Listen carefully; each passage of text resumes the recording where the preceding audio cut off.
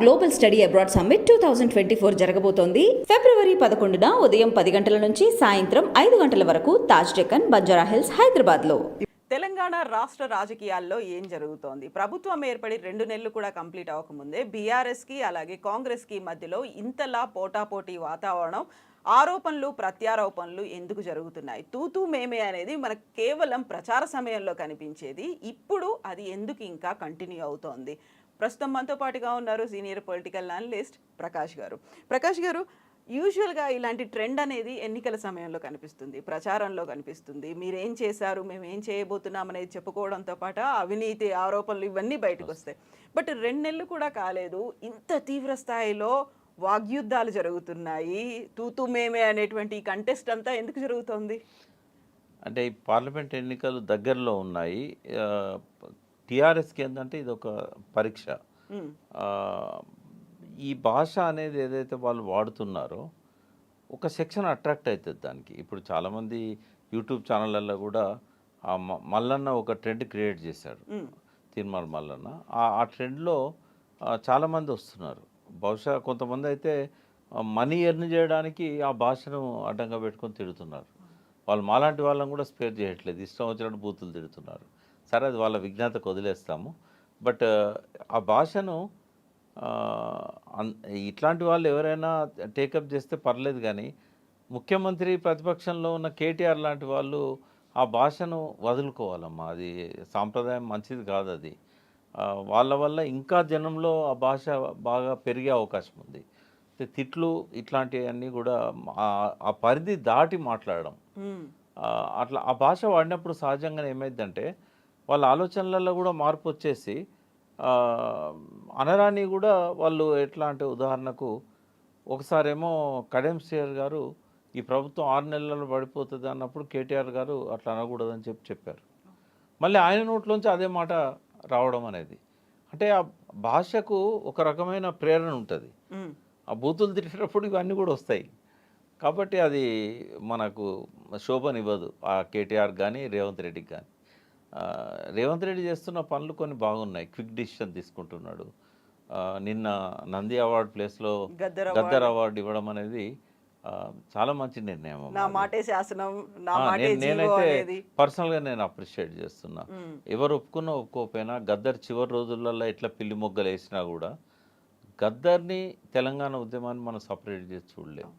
అసలు peoples war పార్టీని ఒప్పించి తెలంగాణకు సపోర్టుగా నంది అవార్డ్స్ ప్రతి సంవత్సరం ఇవ్వాలి. దురదృష్టం ఏంటంటే 9.5 ఏళ్ళు ఒక సంవత్సరం కూడా నంది అవార్డ్స్ ఇవ్వలేదు. అట్లని చెప్పి గతంలో ఉన్నట్టుగా మొత్తం ఆంధ్ర వాళ్ళ పెత్తనమే సినిమా రంగం మీద ఉన్నదా అంటే లేదు.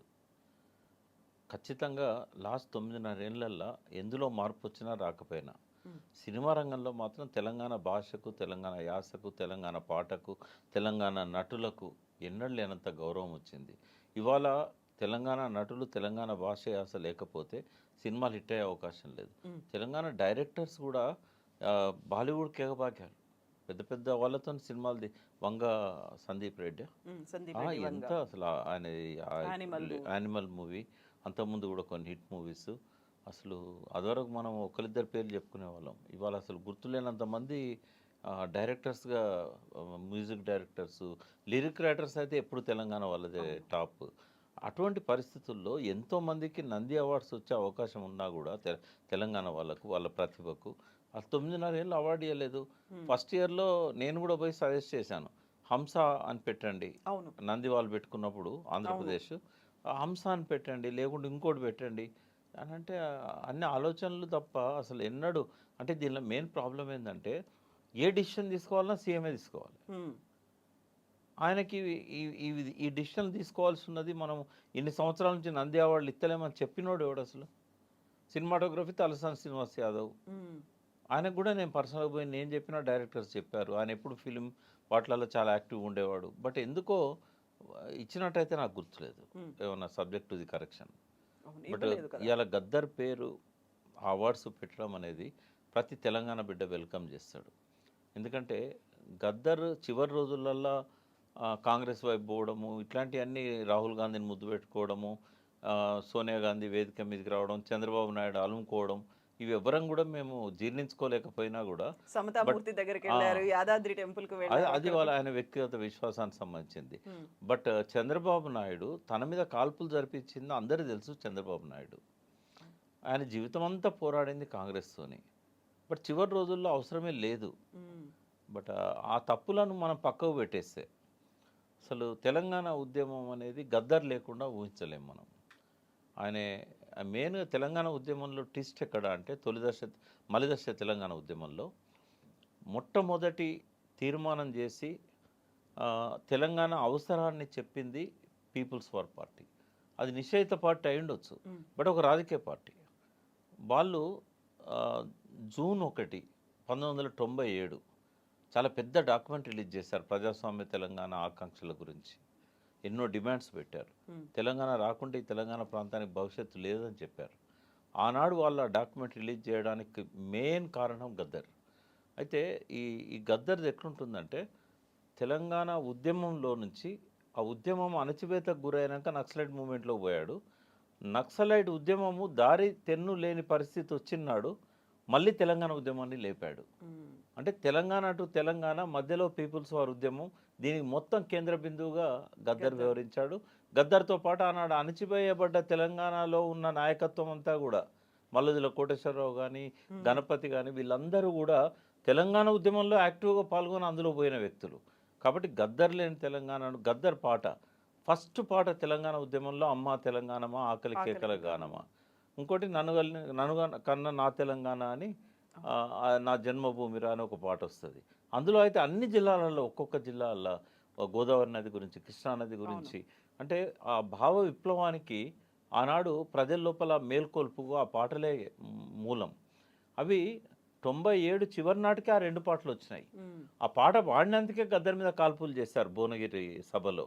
కాబట్టి గద్దర్కు ఒక గౌరవం దక్కిందని నేను అనుకుంటా. ఎవరేమనుకున్నా పర్వాలేదు, గద్దర్ అవార్డ్స్ పేరు మీద చిరస్థాయిగా ఆయన పేరు కంటిన్యూ కావాలి. మంచి డిసిషన్ తీసుకున్నాడు రేవంత్ రెడ్డి, అప్పటికప్పుడు తీసుకున్నాడు. ఆయన తీసుకునే క్విక్ డిసిషన్స్ బాగుంటున్నాయి. I'm supporting. ఎందుకంటే ఆయన ఏ విషయంలోనైనా వెంటనే న్యాయ విచారణకు ఆదేశించడం కానీ, తొందరపడి అరెస్ట్ చేయడమో లేకుంటే సిబిఐ అనో ఇట్లాంటి అనకుండా ఆయనకు ఏవైతే ప్రజల నుంచి కాకుండా అంటే అప్పుడు ప్రతిపక్షంలో ఉండి ఇప్పుడు స్వపక్షంలో ఉన్న వాళ్ళ నుంచి ప్రెజర్ వచ్చిన అంశాల మీద న్యాయ విచారణకు ఆదేశించడం అనేది ముఖ్యమంత్రి చేయాల్సిన పని. అది ఆ 2 కూడా ఎలక్ట్రిసిటీ సమస్య మీద న్యాయ విచారణ, ఇరిగేషన్ మీద కూడా. తర్వాత కాళేశ్వరం మీద కూడా ఒక ప్రాపర్ పద్ధతిలో నిపుణుల కమిటీని వేశారు. తర్వాత మేమందరము కామెంట్ చేసిన దాని ఫలితమో లేకుంటే వాళ్ళ మైండ్లో ఉన్నదో కానీ వాటర్ తేలేదాకా మేము ఈ కృష్ణా జలాల మీద వాటర్ తేలేదాకా, ట్రిబ్యునల్ వాటర్ తేల్చేదాకా మేము హ్యాండ్ ఓవర్ చేయమని చెప్పేశారు. ఇవన్నీ కూడా మంచి డిసిషన్స్ తెలంగాణకు సంబంధించినంత వరకు. తర్వాత కట్ ఆఫ్ డేట్ పెట్టి ఫిబ్రవరి 28 లోపల ప్రతి అకౌంట్లో నేను రైతు బంధు వేస్తానని చెప్పాడు. దాన్ని ప్రజలు నెగిటివ్గా చూడరు, ఎందుకంటే కొద్దిగా ఆలస్యమైనా కూడా పడుతున్నాయి కదా అని చెప్పేసి. అంటే ఈ డిసిషన్స్ అన్నీ కూడా ఇవాళ తనని ఎస్టాబ్లిష్ చేస్తాయి తెలంగాణలో.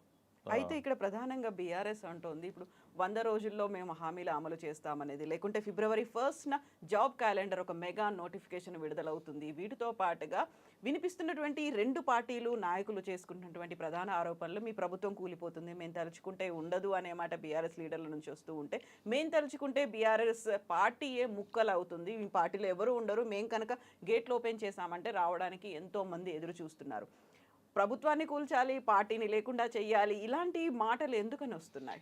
అవసరం లేదు అసలు. ఇప్పుడు రేవంత్ రెడ్డి కూడా కన్సిడరబుల్ మెజారిటీ ఉంది. ఆయనే ఎమ్మెల్యేలను కొనే ఏ ప్రయత్నం చేసినా కూడా మళ్ళీ చరిత్ర చరణం అవుతుంది. టీఆర్ఎస్ చేసిన తప్పును రేవంత్ రెడ్డి కూడా రిపీట్ చేసినట్టు అవుతుంది. టీఆర్ఎస్ ఏంటంటే ఇప్పుడే తొందరపడి కామెంట్ చేయాల్సిన అవసరం లేదు. ప్రజలను ఆకట్టుకోవడానికి తిట్లు అవసరం లేదు, కూల్చేస్తామనడం అంతకంటే అవసరం లేదు.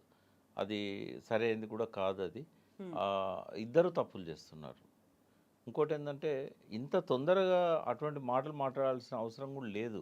పార్లమెంట్ ఎలక్షన్స్ దాకా ఇవాళ వాళ్ళు మాట్లాడాల్సింది ఏంటంటే తెలంగాణ వాయిస్ పార్లమెంట్లో ఎందుకు అవసరం, తెలంగాణ గురించి మాట్లాడగలిగే ఆ శాంక్టిటీ కానీ ప్రజలు కూడా ఎక్స్పెక్ట్ చేసేది టీఆర్ఎస్ నుంచే.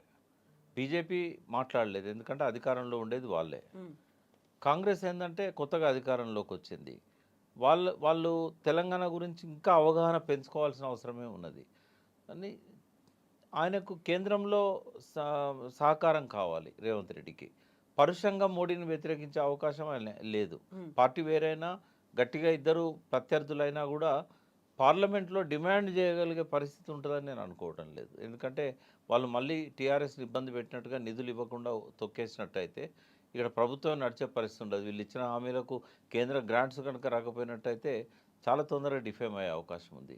కాబట్టి తెలంగాణ వాణి వినిపించే ఆ శక్తి యుక్తి ఉన్నాయి ఓన్లీ టీఆర్ఎస్కి, బీఆర్ఎస్కి. కాబట్టి ఇవాళ విభజన హామీలు అమలు చేయాలన్నా, తర్వాత కేంద్రము గతంలో ఆపి ఫండ్స్ ఇవన్నీ ఇబ్బందులు పెట్టి ఇట్లా చేసింది, ఈ కేంద్ర పథకాలను యథావిధిగా అమలు చేయాలన్నా కూడా పార్లమెంట్లో ఒక బలమైన వాయిస్ ఉండాలి. ఆ వాయిస్ను బీఆర్ఎస్ఏ వినిపిస్తుంది అనే ప్రచారానికి ప్రజలు ఎక్కువగా మొగ్గు చూపుతారు. అది వదిలేసి పార్లమెంట్ ఎలక్షన్లో కూడా రేవంత్ రెడ్డిని టార్గెట్ చేయడం వల్ల ఉపయోగం ఏమున్నది? కాబట్టి దారి తప్పింది కొంత ప్రతిపక్షం. సో ఇక్కడ ప్రధానంగా గతంలో కేటీఆర్ చేసినటువంటి వ్యాఖ్యలు చూస్తే 2-3 ఏళ్లలోనే సీఎం కేసీఆర్ వచ్చేలా మనం ప్రయత్నం చేయాల్సినటువంటి అవసరం ఉంది, కాంగ్రెస్ పార్టీలోనే రేవంత్ రెడ్డి మరో ఏక్నాథ్ షిండే కాబోతున్నారు అనే మాటలు. అంటే ఏక్నాథ్ షిండేను తీసుకొచ్చింది బీజేపీ, ఇక్కడ అవకాశం లేదు, ఆల్రెడీ సీఎంగా ఉన్నారు. ఇంకోటి ఏంటంటే ఇప్పుడు మాట్లాడాల్సిన గొంతుగా కేసీఆర్. ఇప్పుడు ప్రెస్ మీట్ పెట్టిన పార్లమెంట్ ఎలక్షన్స్లో ప్రజలకు ఏదైనా మెసేజ్ ఇవ్వాలన్నా ఆయన చాలా హుందాగా మాట్లాడగలుగుతారు, ఆయన్నే రావాలి. ఇప్పుడు ఇవాళ ప్రమాణ స్వీకారానికి వచ్చారు కాబట్టి ఈ రోజు నుంచి తన వాయిస్ ఉంటుందని నేను అనుకుంటున్నా. రేపు కేసీఆర్ పార్లమెంట్లో ఉంటే తప్ప తెలంగాణ వాయిస్కి అక్కడ గుర్తింపు రాదు అనేది ప్రజలందరికీ తెలుసు. అనర్గళంగా ఏ భాషలోనైనా మాట్లాడగలిగే శక్తి ఉంది. తెలంగాణ మీద ఆయనకున్న కమాండ్ సబ్జెక్టు మీద ఎవరికి లేదు ఇప్పుడైతే, ఐజ్ ఆన్ టుడే. మాలాంటి వాళ్ళకు ఉన్నా కూడా గవర్నమెంట్లో మేము ఎక్కువగా లేకపోవడం వల్ల అన్ని బాధ్యతలు లేవు కాబట్టి ఆయనకు ఒక్కొక్క రంగం మీద ఉన్నంత పట్టు ఎవ్వరికీ లేదని చెప్పగలుగుతా. తెలంగాణలో విమర్శించే వాళ్ళకు లేదు, విశ్లేషకులకు లేదు, ఆయనతో పాలుపంచుకున్న వాళ్ళకు కూడా లేదు. ఎందుకంటే మీరు ఏ ఫీల్డ్ మీద తెలంగాణలో మాట్లాడమన్నా ఐజ్ ఆన్ టుడే ఉన్న సిచ్యువేషన్ మీద, దానిలో మార్పుల మీద 2-3 గంటలు మాట్లాడగలుగుతాడు with statistics base. Memory power కూడా చాలా ఎక్కువ. కాబట్టి ఆయన వాయిస్ ఆయనదే కాకుండా ఆయన వాయిస్కు బలం చేకూర్చాలంటే గుప్పెడు మంది అయినా ఉండాలి కదా పార్లమెంట్లో. కాబట్టి ఆ యాంగిల్లో కేసీఆర్ కనుక క్యాంపెయిన్ లీడ్ చేస్తే ఈ తిట్లు బూతులు పంచాంగాలు అన్నీ పోతాయి పక్కకు. అయితే ఇప్పుడు పార్లమెంట్కి వెళ్తారా కేసీఆర్, ఎక్కడి నుంచి కంటెస్ట్ చేస్తారు అనేది కూడా ఈ రోజే ప్రమాణ స్వీకారానికి వెళ్ళారు. అక్కడ for the first time Telangana రాష్ట్రం ఏర్పడిన తర్వాత ప్రతిపక్ష నాయకుడి హోదాలో వెళ్తున్నారు అనుకున్నప్పుడు ఇక్కడ కంటిన్యూ అవుతారా లేకుంటే పార్లమెంట్కి వెళ్తారా అనేది కూడా నా సజెషన్ ఏంటంటే మీ ద్వారా వారికి కూడా తెలవాలి. మల్కాజ్గిరి నుంచి కేసీఆర్ పోటీ చేయాలి, మెదక్ నుంచి కవిత గారిని నిలబెట్టాలి, అసెంబ్లీలోనే హరీష్ నుండి కేటీఆర్ గారిని ఉంచాలి, నిజామాబాద్ నుంచి ఉన్న దానిలో ఎవరినో ఒక సెలబ్రిటీని అక్కడ వీలైతే పోచారం శ్రీనివాసరెడ్డి గారిని అక్కడ పెట్టవచ్చు, లేదా బాజిరెడ్డి గోవర్ధన్ పెట్టవచ్చు. ఎందుకంటే అరవింద్ మున్నూరు కాపు సామాజిక వర్గం కాబట్టి బాజిరెడ్డి గోవర్ధన్ చాలా సీనియర్ ఎమ్మెల్యే, ఒక బీసీకి ఇచ్చినట్టు ఉంటుంది. ఆయన ఎంత ఇన్ఫ్లుయెన్స్ ఉన్న వ్యక్తి కూడా ఎవరు లేరు అక్కడ. లేదు ఒక అప్పర్ కాస్ట్ పర్సన్ పెట్టాలనుకున్నప్పుడు శ్రీనివాసరెడ్డి గారు ఒక ఆల్టర్నేటివ్, చాలా గౌరవంగా చూస్తారు ఆయన్ని. లేదు అంటే ఒక మైనార్టీకి ఇవ్వాల్సిందే, ఎవరినైనా ఒక మైనార్టీని పెట్టి చేసుకోవాలి. క్యాండిడేట్స్ ఉన్నారు, లేరని కాదు అక్కడ. బట్ నిజామాబాద్ కంటే కవిత గారిని మెదక్కు పంపి మల్కాజ్గిరి తను నిలబడడం అనేది శ్రేయస్కరం. సో ఇప్పుడు రాష్ట్ర రాజకీయాల్లో ఈ భాష కాకుండా ఉండాల్సినటువంటి కన్స్ట్రక్టివ్ క్రిటిసిజం మీద ఎప్పటి నుంచి ఫోకస్ పెడితే బెటర్ అంటారు మీరు? ఎందుకంటే 100 రోజుల టార్గెట్ అనేది కాంగ్రెసే పెట్టుకుంది. ఇప్పుడు అందరి ముందు ఉన్నటువంటి ఏకైక ఎజెండా అనేది పార్లమెంట్ ఎన్నికలు కాబట్టి రేవంత్ రెడ్డి గారి ముందున్న ప్రధాన సమస్య ఏంటంటే నిరుద్యోగులది. అయితే పార్లమెంట్ ఎన్నికల దాకా ఆయన చాలా హోప్స్ ఇస్తాడు, బట్ పార్లమెంట్ ఎన్నికల తర్వాత చాలా ఘోరంగా ఫెయిల్ అవుతాడు. అంటే కనీసము బీఆర్ఎస్ ఇచ్చిన ఉద్యోగాలు కూడా ఆయనకి ఇచ్చే అవకాశమే లేదు. ఎందుకంటే ప్రభుత్వ రంగంలో ఉన్న ఉద్యోగాలే నెక్స్ట్ 5 ఇయర్స్లో వచ్చే వాటితో కలిపితే కూడా 90,000 కంటే ఎక్కువ ఉండేటట్టు లేవు. ఇప్పుడున్న 40,000 వేకెన్సీలు, పెండింగ్లో ఉన్న ఇంకో 40,000 వేకెన్సీలు, రాబోయేటి ఇంకో 40,000 ఉంటాయి. అయితే పెండింగ్లో ఉన్నాయి కేసీఆర్ ఖాతాకు పోతాయి. ఈ మిగిలిన 40,000 రాబోయేటి ఇంకో 40 నుంచి 50,000 ఉంటాయి. ఈ 3 ఏళ్ళు పెంచడం వల్ల రిటైర్మెంట్ అయ్యేవాళ్ళు వీళ్ళంతా అన్నీ కలిపితే కూడా 90,000 నుంచి 1,00,000 కంటే ఎక్కువ ఉండవు. ఆయన ఏమైనా కొత్త క్రియేట్ చేద్దామన్నా బడ్జెట్ సపోర్ట్ చేయదు. కాబట్టి పార్లమెంట్ దాకా హోప్స్ క్యాలెండర్ అంటారు, గ్రూప్ 1లో అడిషనల్ పోస్టులు అంటారు, ఇవన్నీ అంటారు. కానీ ఒక్క ఉద్యోగం ఇచ్చే అవకాశం కూడా లేదు. ఈ నర్సులకు వీళ్ళకి ఏంటంటే ఇదివరకు ఎగ్జామ్స్ అయ్యి పైప్ లైన్లో ఉన్నాయి, అవి పెండింగ్లో ఉన్నాయి కాబట్టి ఇవ్వగలుగుతున్నారు.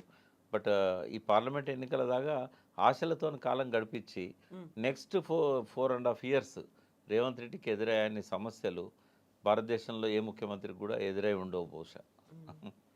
సో వాటన్నిటిని ఎలా ట్యాకిల్ చేస్తారు, ఎలా ముందుకెళ్తారు లీడ్ చేసుకుంటూ అనేదే ఒక మెయిన్ పాయింట్. భాష గురించి ఒక మాట చెప్తాను.